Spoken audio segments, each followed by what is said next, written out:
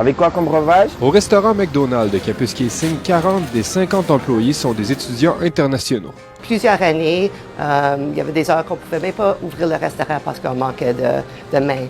C'était un gros bonus pour nous autres avoir les autres ici. Parmi les employés, ce Sénégalais qui a rapidement gravi des échelons de la chaîne de restauration rapide. Et après 3 mois, ma boss, elle m'a promu en tant que team leader.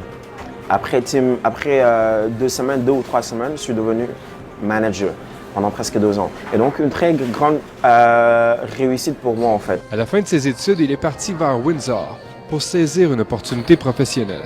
Parce que moi, je suis une personne qui aime trop la tranquillité. Les grandes villes, ça ne me tente pas trop. Et donc, j'ai voulu aller à la découverte. Mais rapidement, il s'ennuie de la tranquillité de Kapuskasing et son ancienne patronne lui offre une opportunité en or. Elle m'a demandé si je pouvais prendre le lead de son entreprise. Je dis, pourquoi pas? Les histoires comme celle-ci se multiplient depuis 2015.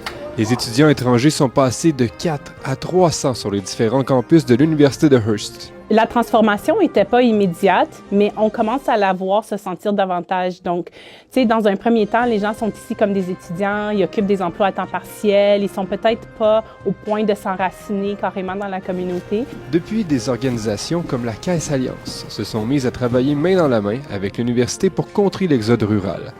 Les programmes en administration des affaires et en gestion, par exemple, sont complémentaires avec les besoins de l'institution financière. C'est vraiment en ligne avec qu'est-ce que la Caisse a besoin.